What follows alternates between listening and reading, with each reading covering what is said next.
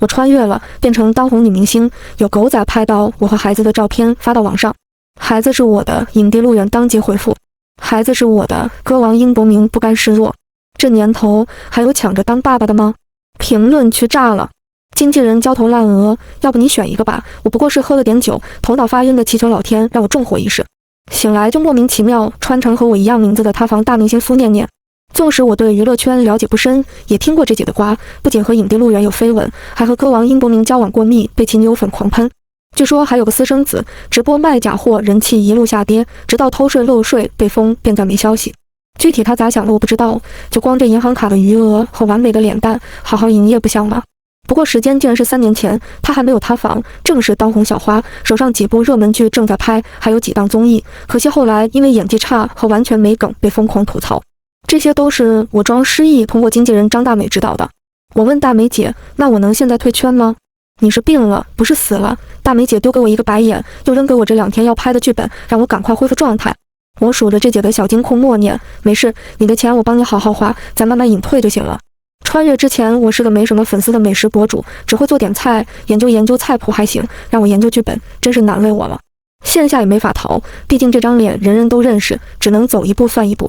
后天要拍的戏演员表里男一是最近刚拿了影帝的陆远，其他明星我也不太认识，不过女2号于小样我有点印象，她标志的小梨窝在3年后已经家喻户晓，演了很多部大女主的角色了。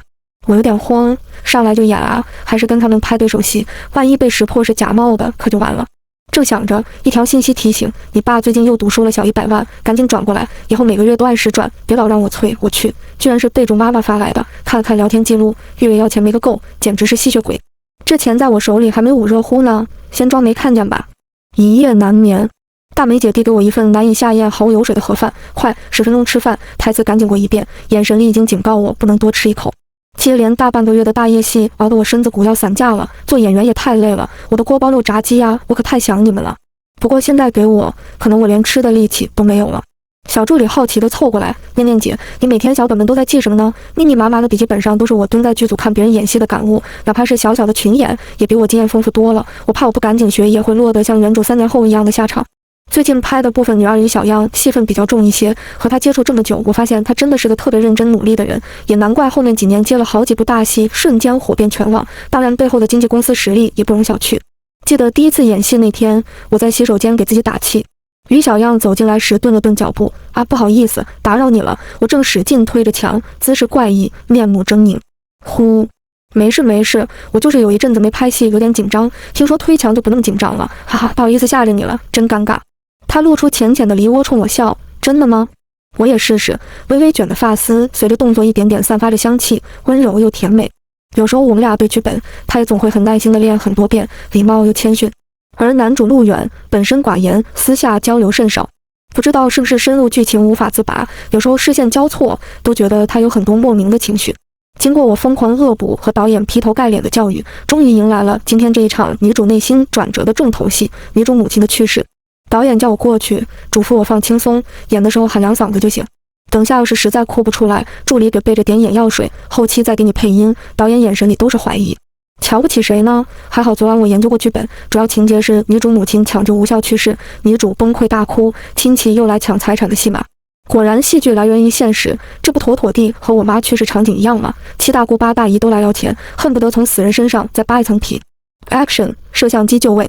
仪器传来长长的一声，低路远扮演的医生站到病床前，测量了生命体征后，宣布我的母亲死亡，并递给我死亡证明，让我签字。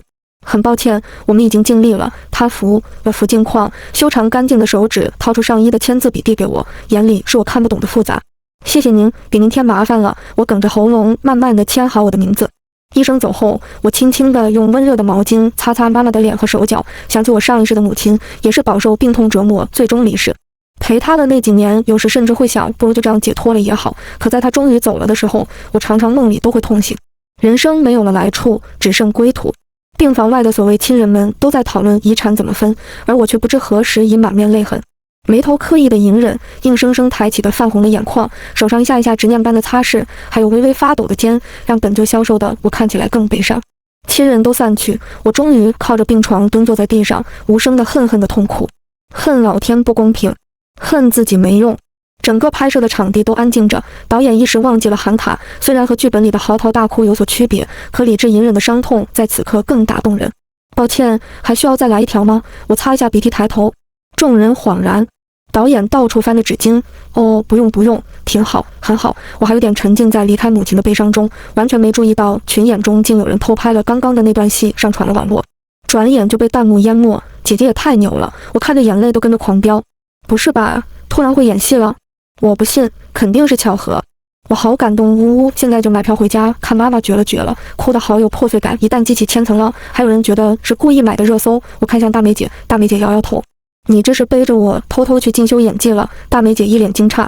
没有，真是巧合。我讪讪一笑，我说的可是实话。一直看你对演戏不怎么上心，这次病好了，怎么像变了的人似的？我一时一怔。他也没想那么多，扔给一件礼服叫我换上，晚上要出席代言品牌方的酒会。剧组基本上收工了，没什么人。我到化妆间快速换好了礼服，金色露背的晚礼服，冰冷的冬天让我瑟瑟发抖。正当我翻找有没有合适的外套可以披一件的时候，有人推门进来了，是陆远。他关上门，径直朝我走过来。陆远算是浓颜系的代表了，睫毛浓密，额骨英朗，眼神深邃。不会要潜规则吧？本来以为原主和他有绯闻，可拍了这么久戏，也只有工作接触，时间长了，我都有点不记得这事了。我做事要走。陆老师，这么晚了，我还要赶个活动，先走了。他突然将我逼到墙边的角落。你要装傻到什么时候？嘶哑低沉的声音藏了很多不甘。别再离开我好不好？他突然将我拦住，气息扑面而来。他喝酒了。他用下巴抵着我的颈窝，碎发扫在我耳根。世界突然静止了几秒。什么情况？好大一个瓜！哇！我喉咙憋得差点被自己呛到念。我知道错了。我不公开是当时我不成熟，没能在你需要保护的时候好好体谅你的心。你之前问我未来有什么规划，那时候我只知道听公司安排走一步算一步，却没想过为你挡风遮雨。对不起，他继续说着。不是，大哥，你先后退，让我喘口气。我转过身，缓了缓，极力按压我八卦的心。我试着问，干嘛现在跟我说这个？他盯着我的眼睛。你变了很多，看起来就像陌生人，我都快认不出你了。如果我还是之前的我，可能要陷入这样的眼神无法自拔。但我不是。太晚了，我还有事，先走了。说完慌忙走了出去，撞上在门口错愕的于小样。我只能尴尬地笑了笑。活动完回家路上，大梅姐开着车，我胡乱调着电台，头要炸了。大梅姐转头看了看我，意有所指。几年不见陆远，没想到你还挺平静的。啊，这么说是真的呀？什么真的假的？他又抛出一个问题，你最近咋神神叨叨的？对了，你打算什么时候告诉他女儿的事？我还有个女儿。我两脸震惊。别演了，天天演戏还没够啊！大梅姐一把完美导裤，解开安全带。她看我愣愣的，摸摸我的额头。太久没见闺女都给忘了，正好明天放假，我去接回来。我的妈，我在瓜田里吃不过来了。这姐藏得够深的，也难怪。孩子一直住寄宿学校，不仅爹不知道，除了经纪人，好像没人知道。小女孩叫绵绵，我第一次看见这小姑娘酷似男主的眉眼，瘦瘦的肩膀和略潦草的马尾，忍不住抱了抱她。她迟疑着，慢慢回报我，没有说话。也难怪，这个家里孩子的东西寥寥无几，恐怕他以前得到的母爱也不多。我赶快网上买了一堆菜和零食，既然有缘母女一场，先把孩子养胖点吧。来吃饭了，大家陆陆续续来到餐厅，大梅姐的嘴成了 O 型，连旁边打扫的阿姨都惊讶地看着这一大桌子菜。你啥时候学会做饭了？鬼上身了。对喽，还真是，好久没吃到自己煮的饭了，我都皮包骨头了。快坐下吃，大梅姐。小宝贝，吃点蔬菜和肉，饭后还有甜点哦。我盛好饭给绵绵，她怯懦地说：“谢谢妈妈，还真不习惯。”正好下半年的综艺就是去乡村体验生活，你既然会做饭，就露一手，圈点饭粉。大梅姐夹起第3块鸡翅，不过陆远也会参加，你跟他少说话，免得被人看出来。我能不去吗？我眼神写满了求求你了。可以，违约费你自己付。很好，又得到一记白眼。还没过几天消停日子，我又上了热搜，还是和陆远一起。模糊的照片是陆远在化妆间跟我拉扯，恰好我的角度是露着被外套没有穿好，虽然表情不太清晰，可网友扒出我那天的晚礼服和陆远标志的眉骨侧脸，是我们无疑。无处辩驳，网上骂声一片，别蹭我家哥哥，要不要脸啊？我就知道他拍这个戏有目的，果然白脸。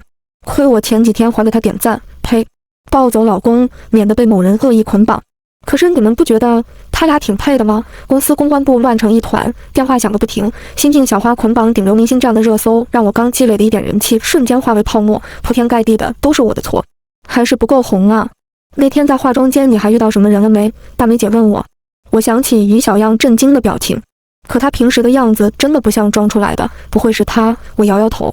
眼看着大梅姐一个早上咖啡喝了好几杯，头发丝都透露着焦躁。不是说黑红也是红吗？别着急，大不了我退圈。所有指望我吃饭的人抬起头给我深深的白眼。大梅姐拿起电话，算了，我看看狗仔那边有什么别的瓜能转移一点注意力。晚上让小助理送女儿回了学校，给她塞了满满的零食，嘱咐她多和小朋友们沟通，饿了多吃一点，承诺下次回来给她奖励。她好像比刚见面时开心了很多。回来的路上收到一条热搜推文，是路远经纪公司辟谣的否认声明。随着路远方的否认，也把我推向了众矢之的，甚至风评一度认为是我自己 P 图炒作捆绑。本来谈好的代言和电视剧，有几个也打电话过来取消了合作。我倒是无所谓，少干一点我乐得轻松。大梅姐一脸不争气地看向我，你知道我们跑掉的电视剧主角被谁抢走了吗？我哪知道，是于小样，后面还有点戏收尾，你别跟他凑太近了，这感觉咋这么像是我们班老师不让我和别的班同学玩呢？娱乐圈的明争暗斗我真搞不懂。后来的日子，我只默默练习演技，除了偶尔原主爸妈发来催钱的信息，我装作没收到以外，转眼杀青了。路远再没找过我，见面眼神也闪躲。副导演趁我经纪人不在，拉着我去了一个饭局，进门我就懵了。我以为是剧组人员的聚餐，谁知道饭桌上一堆酒囊饭袋，像皮球一样的肚子和头上飘零了几根秀发，让人生理不适。这他妈不会是让我陪酒吧？我想偷偷给大梅姐发信息，就被副导演拽到座位上，热情地拿着酒杯给大家介绍，你们说了好久的苏小姐我可给你带来了，以后有什么片子麻烦各位大佬多记着我点。嘿，传说中的美女明星和大佬的戏码居然被我碰上了，喝酒可以，揩油绝对不行。我看暂时走不了，便坐下来，顺便也吃点东西。问了一圈，基本上都是投资方，我乐呵呵地给大家敬酒，并根据多年美食行业的了解，给大家聊了不少菜的讲究。他们没一个认真聊天的，都是想灌醉我。不好意思，去一下洗手间。我站起身，被隔壁座位伸过来的咸猪手拦住了。姐夫，你们也在这吃饭啊？一个短发没怎么打理，但看起来很干净的男生凑过来，这不是鼎鼎大名的歌王英伯明吗？饶是我再不知道娱乐圈，歌我还是听了很多的。这位情歌王子由于两耳不闻窗外事，面貌保养得很好。今天见到本尊，果然像个大男孩。一个戴眼镜的中年男子急急起身，还有小明，你怎么来了？我们就朋友聚会，回家别跟你姐说。哦，那你们喝，正好好久没见念念了，我先带他走了。说罢，他直接拽着我离开了酒席，留下一桌人大眼瞪小眼。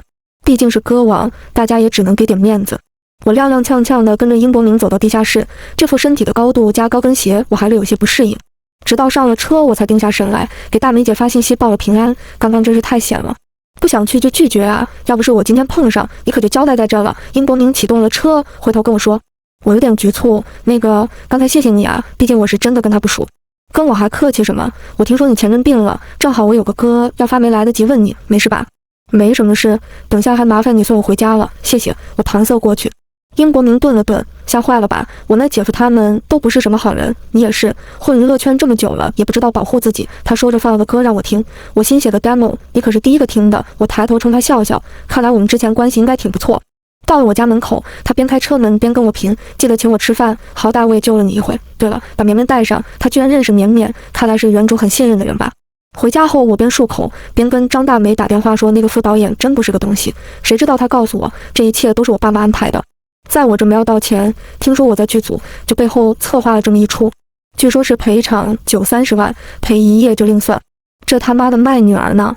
肯定也不是第一次了，生了个摇钱树，赚再多的钱也堵不上原生家庭这么恶心的嘴，总得找个机会解决这个麻烦。周末绵绵放假，我邀请英伯明来我家吃饭，外面狗仔太多，刚好我也做点有营养的给娃补补。他望着一桌子菜，也露出和之前张大美一样的表情。我擦擦小宝贝啃骨头啃得油汪汪的嘴，不好意思地笑了笑，毕竟给大明星做饭我也很荣幸。念念，你打哪学的这一手啊？这是转性了，准备做贤妻良母了？他边狼吞虎咽边问我。我有点好奇，我以前是什么样啊？通过英伯明的介绍，我大概知道原主之前原生家庭感情淡漠，后面恋爱脑结果逼了，导致对什么都不太上心，能混一天是一天，求生欲望极低。也就是几个老同学还能偶尔联系，倒倒苦水。不过这个老同学稍微有点不一样吧。他今天是要去录歌的，所以背了吉他。这会吃完饭正带着绵绵练新歌，我去原主账号翻翻他之前的照片和日记。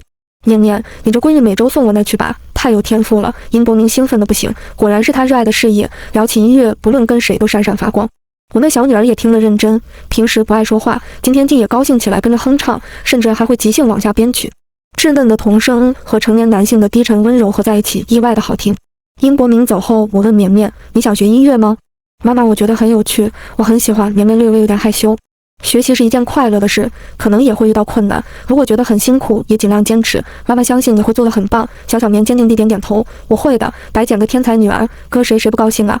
哄女儿睡下，看到大梅姐的未接来电，打回去才知道明天临时加场直播。我完全没想到，这竟也是个惊天大坑在等着我。匆匆忙忙的化妆，匆匆忙忙的对稿，真是场很急的直播，我都来不及看产品。大梅姐也不在，我问小助理，她也一脸懵。这是葫芦想捞一把吗？我看是勾搭，不成来卖把惨吧。要不是路远，谁要看你的戏？刚开直播弹幕就开始骂起来了。我还在熟悉产品知识，也无暇顾及太多。不对，这主播拿的产品根本不是我台本里的内容，他自顾自地在卖着，越说越起劲。我眼睁睁看着，还是有很多我的小粉丝默默地拍下，并在弹幕里小心翼翼地维护着我。停！我一把抢过主播拿着的产品。我想起来了，这款保健品在前世做到传销巨头，又因乱用药物成分虚高标价，甚至还惹上人命官司，被严厉打击，这也是原主他房的重要踩雷区。弹幕都在刷我是不是精神不正常，还有人说我故意搞噱头。妹妹们不要买，这个是假的，骗人的，根本没有效果，你们不要上当受骗。你们这个东西成分有问题，你怎么解释？国家保健品标准你们达到了吗？这个激素超标的，你们怎么敢拿出来忽悠人？我不停地质问着在场品牌方工作人员。旁边的主播一头冷汗，尴尬地动了动嘴，说不出一个字。旁边有人眼疾手快关停了直播，所有人怒气冲冲地质问我：哥，惹金主爸爸不高兴了，那我也不能拿生命冒险，要赔钱赔就是了。懒得跟他们废话，反正算了算日期，他们被查也不久了。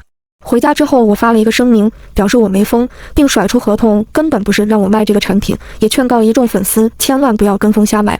一时网上风评极具两极化，我看是真没什么好火的了，自导自演的吧？这是破罐子破摔了，奇葩！姐姐肯定是知道什么内幕，相信姐姐。虽然看不懂的操作，我还是退了吧。别的不说，这姐直播都敢这么对，好飒！隔天一早，张大美冲进办公室，把合约往桌子上一丢，啪！姐别生气，要赔钱我来赔。我讨好的笑笑，现在事情没出，确实很难解释。大梅姐深深地叹了口气，你知不知道这是背后是谁搞的？原来背后始作俑者是原主爸妈。手上拿不到钱，就想着背后使坏，料想我不会直播，不给金主面子，于是想趁机捞点回扣。好家伙，多少家产也不够你们霍霍呀！这两人简直是两只蛤蟆逛夜店，一个比一个能蹦跶。我找了个时间，让大梅姐陪我见了见爸妈。说吧，你们什么意思？我不喜欢拐弯抹角。什么意思？以前每个月你有片酬就打回家的，怎么最近电话不接信息不回，翅膀硬了不要爸妈了是吗？看着面前这个女人装腔作势的哭诉自己养女儿多不容易，和一旁沉默但纵容的老头，我心里一阵恶心。张大美掏出最近我因风评变差的违约合同，伯父伯母你们看一下，这是最近念念要赔的钱，他这还不够，得再凑个小1000万，你们看。还没等大梅姐说完，老太太就炸了。哦，感情没钱给我们还要我们倒贴？没有，我和你爸一分钱没有，给你弟弟娶媳妇都不够呢。很好，就要你这个态度。我递给老太太一张律师帮我校对过的证明。那要不这样，我再努力拍戏，慢慢还钱。你们要是没能力帮我，咱们就签个承诺书吧，上面写了债务我本人承担，同时父母无需帮助，自然也附加了父母不可以各种理由要求我支付费用，以及不得干预我的一切商业活动和影响网络风评。复杂的一条条，两人看得迷迷糊糊，不过不用他们给钱就行了。他们爽快地签了字，还叫服务员打包了一堆甜点，由我来结账。没事别联系我们，他们头也不回，反正也不是亲生的，正合我意。之前拍的电视剧上映了，我日渐进步的演技和影帝对手戏一下子火了，连带着一直默默努力的于小样也被更多人关注。殷伯明发来贺电，新戏拍得不错。念念，过了一会，你已经彻底忘了他了吗？不知道怎么回复，这有点超出朋友的关心。随着粉丝日益增多，黑粉也随之而来，我已经练就金刚不坏之躯，洒水了。可是今天的热搜变了，井号鲍某小花阴阳合同，偷税漏税。井号这时我收到于小样的信息，是我们公司放的消息，我没拦住，不好意思念念姐。谢谢，不用担心，早就防备了。这也不枉我重活一次，这么重要的塌房事宜我还是有所准备的。之前每次签合同我都反复查验过，并且主动缩减片酬，按时交税。晒出交税记录，被国家媒体账号点名表扬，狂吸一波粉。事后我问于小样为什么要帮我，我也很喜欢姐姐呀，还有希望能和姐姐一起走花路，芜湖莫名开心。我就说吧，小样是个好女孩。转眼去农村体验生活的综艺开拍，这次是超短期制作，基本是以录制和直播交叉的形式，既实现了互动，也会剪辑出有意思的镜头慢慢回放。开拍当天，我才发现除了陆远、殷博明也在，还有另外几位也都是新生代演员或歌手。这小子来了也没跟我说啊。听说你在，我走后门进来的，哥罩着你，感动不？他趁补妆的时候给我品，我白他一眼，娱乐圈乌烟瘴气，都赖你这种人。哥们还不是担心你跟陆远直播尴尬，这可不是拍戏，你小心叫人看出来。我摆摆手，没事，我对他完全没感觉，别人的男人我可不碰，况且还有孩子。节目规则是3人1小组进行为期1周的生活体验比赛，抽签决定房屋、食材、工具和场外援助的机会。好死不死，我偏偏抽到了陆远和殷博明，我怀疑有黑幕。陆远表情冷漠，殷博明一脸看笑话的样子。凭什么影帝和歌王都被他抽到了？安排好的吧？看哥哥的表情就知道恶意捆绑，真讨厌这种男女搭配的模式，显得好像没男的不行。弹幕刷刷刷，可惜我看不到，不然更气了。我们抽到了一个土坯的房子，连厨房都是在院子里搭的灶台，相比其他2个团队抽到的农村自建房可是差远了。不过好在食材上我们的种类比较多，还有鸡鸭牛肉，其中一个队伍是一点肉腥都见不着。工具有石磨、斧头和石臼。对城里长大的人来说，拿着完全都不知道怎么用，可我是跟着爷爷奶奶在村里混大的，这不巧了吗？陆远伸手抽了张字条，打开后脸又黑了3分。是斧头，哈哈，难怪。乡下不比城里，想烧火做饭还得自己囤点柴火，有了斧头也算是事半功倍，我倒是很开心。他高兴什么劲？砍柴也是我们哥哥砍，他就幸灾乐祸吧。就是虚伪的恶女人，直播的镜头一直没停，马上是安排这几天的规划和准备晚饭了。破房子就2个屋子，自然我一间，他俩一间。2人对视一眼，不甘的认命了。其他组都在忙着打扫房间，我们这屋也没什么好打扫的，我便把菜分了分，利落的开始腌制鸭子，并挂在院子晒得到太阳的位置。他腌鸭子和我外婆手法一样，这样腌看起来超好吃。可能也就会腌个鸭子3组里我们的直播间人气最旺，毕竟还有2个顶流在，弹幕也是刷不停。我鸭子都腌完了，这俩哥们干啥呢？一个拎个斧头，一个拎着木头，大眼瞪小眼。砍啊！哦，不对，已经砍过了，地上7、0、8碎，愣是没一块能用的。哈哈哈，我远哥也是生活白痴，好萌。想做哥哥的斧头，被哥哥捏在手心屋，歌王和影帝，这 CP 有点想磕，变态呀！啥也别说了，给我吧！我拿过斧头，3下5除2，把大小不一的木块砍成均匀的小木条，垒在墙边。熟练的操作让站着的2人惊呆了。弹幕又是一阵疯狂，不是，怎么他看起来很会干活的样子？砍柴也砍得这么溜。剧本吧，肯定提前练习过了，不然一个小姑娘哪来的劲，说什么的都有。我只想着农村大锅饭真香啊，赶紧烧火，搞点锅巴吃，口水都要滴下来了。我问站在我身后的殷百明，愣着干嘛？有打火机吗？一双修长的手递给我，我头也没回就拿了过来。哥哥给他打下手，我哭了。可看起来好像对他会做饭呢。直播间人气突破20万。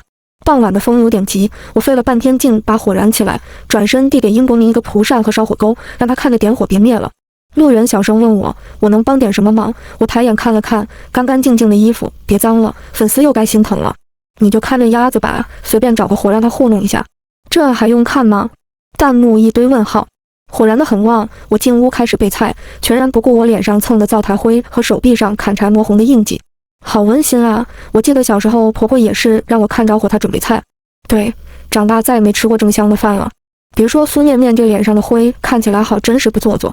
我终于知道什么叫劳动的人最美了，她好美。一时间井号娶妻当如苏念念井号挂上热搜，评论区都是我做饭砍柴的动图，甚至还有陆远和殷国明亮个人不知所措的呆萌图做陪衬。这届网友有点幽默。我炒了2个肉菜，2个素菜，还腌了明后天能吃的小菜，不到半个小时，顺手放火里烤了几个红薯。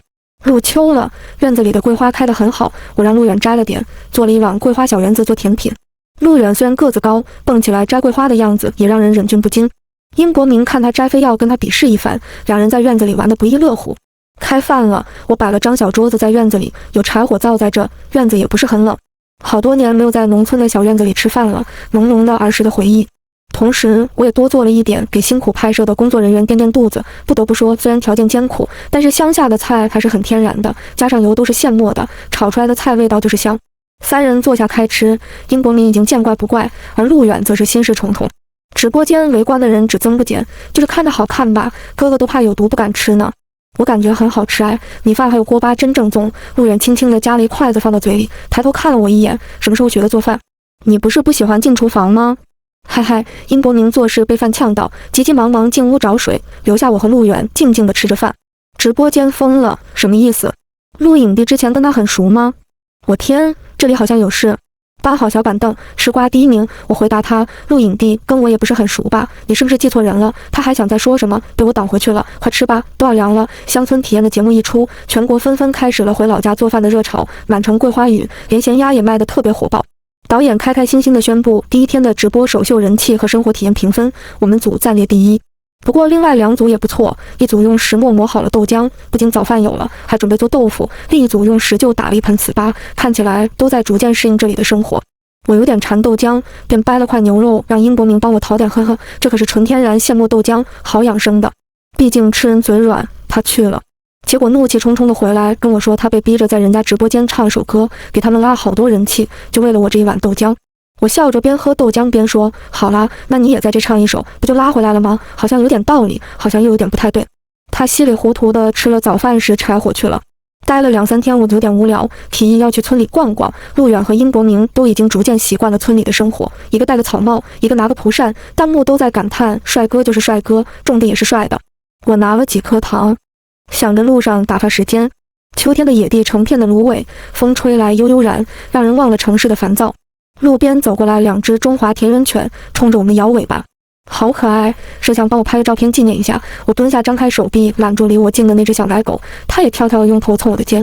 陆远笑着看我，我却没有注意到殷伯明的脸色有点变化。后面都是我和陆远有一搭没一搭的聊着新的剧，殷伯明只在一旁默默跟着。经过一个小屋旁，有个小孩坐在门口自己玩着，稚嫩的脸蛋和小手上却有几道伤痕。我们本没在意，但让我惊愕的是，小朋友脚上居然有个铁链子。谁家会把孩子拴住？还是在村里？我们3个互相对视一眼，发觉事情并不简单。我掏出糖块给小朋友，他迟疑地伸出手，又缩回去。陌生人的东西不能吃。说完舔舔嘴唇。他的衣服都是名牌，却脏兮兮的，像是很久没洗过。头发和脸上也是灰扑扑的，可那双眼睛望向我们既单纯又清澈。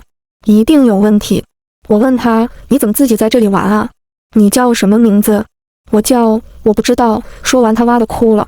里面传出来一个声音，谁啊？不是让你不要和别人说话吗？走出来的是围着围裙的一位老太太，满脸凶恶，看到我们举着摄像机，瞬间有点慌了。她手在围裙上胡乱擦了擦，解开孩子的链子，把他往屋里抱。小孩仍旧哭着挣脱，妈妈，我要妈妈。我不认识他，摄像都懵了，追着往里拍，被老太太一边臭骂一边往外推。因为是在直播，弹幕疯狂刷屏，不会是拐卖的吧？天啊，小宝贝长得好乖，怎么这么多伤口？像狗一样被拴着，肯定不是亲生的。我现在就截屏转发，帮他找爸妈。小朋友哭喊的视频瞬间被顶上热搜，连公安都立刻出动来调查。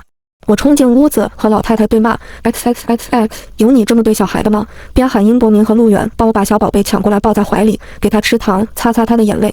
比我女儿还小很多，要真是被拐卖的，不知道受了多少苦了。我们几个人就守在门口，村里人有来看热闹的，也有去喊他家里人的，一时乱成一团。村民叽叽喳喳的聊天里，我们才知道这家人穷，儿子一直讨不到老婆，后面买了个孩子来准备养老。村民聊得热闹，却不知道一切都被直播着。警察很快来把小孩和这一家子带走了，我们节目组的导演也颠颠地跑过来，满身是汗。我以为马上要挨骂了，谁知道他给我们递水，还夸我们立了大功。现在这个节目已经收视第1了，我的粉丝也在疯涨，辛苦拍戏无人问，一招综艺却翻红。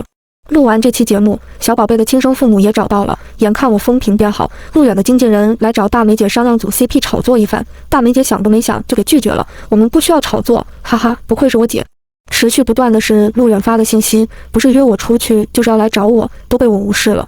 不过回家以后，怎么殷百明一直也没怎么联系我，不像他的风格。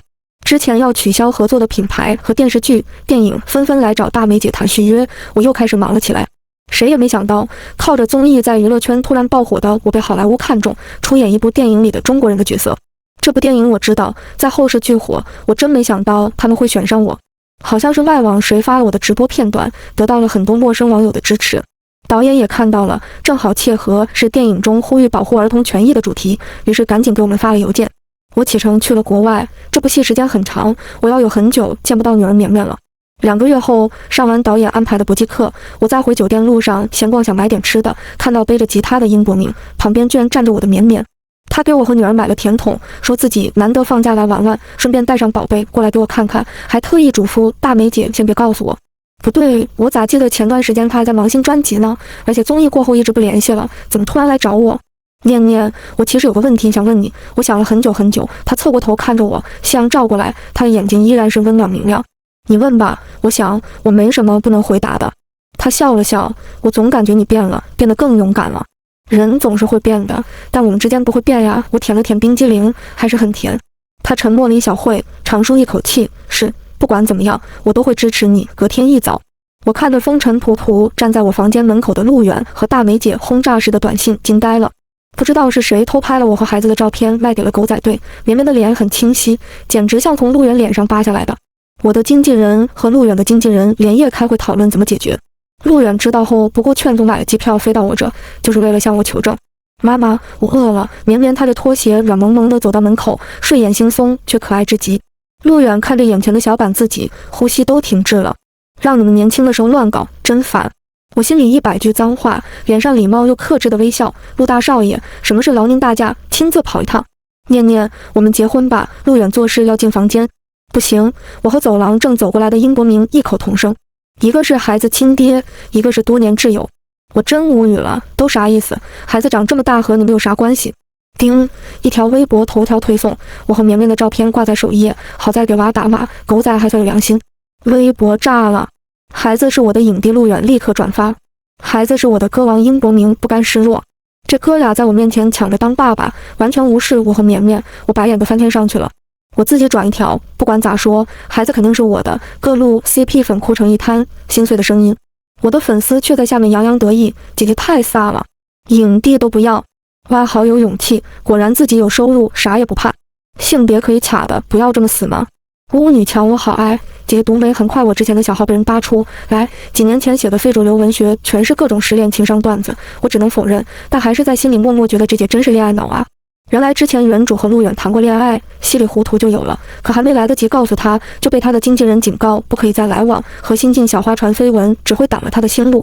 陆远从未反抗过公司的安排，原主也心灰意冷，于是本身也没什么戏拍，自己躲起来生了个娃，加上家里2个吸血鬼，慢慢抑郁到没了生存意念，直到我变成了他。而我要的从来都是为了喜欢的人可以勇敢不顾一切，真诚而热烈，坚持永不后悔。这一点他陆远差太多了。很快，好莱坞的电影上映了。凭借这部电影，我斩获了多个奖项，一举成了当下最热门女演员。爱不爱的已经不重要了，我只要事业长红，绵绵快乐健康。番外陆远，多年以后，我仍旧在悔恨和工作的麻木中挣扎。有时候看着他的镜头反复播放，感觉到他的柔软却又那么遥远。那双真诚又热烈的眼神，本该是看向我的。我知道是我不够勇敢，艺人本身就是很无奈呀。可是我不懂，明明是他先爱上我，不是吗？为什么一切都变了？英伯明，我知道他不是他了。那个以前看到狗害怕的尖叫要掉眼泪的人，不会一夜之间就抱着小狗亲昵。那个一直以来都被欺负的弱小的让人心疼的人，不会突然无所畏惧。如果说之前的他是美丽的易碎的，现在的他就是美好的。我们可以做永远的朋友吧。谢谢你替他闪闪发光的活着。于小样，什么时候开始我也变得充满能量了？应该是遇到他之后。他夸我的表情不像假的，他给我的糖好甜。或许我的性别也可以卡得不这么死。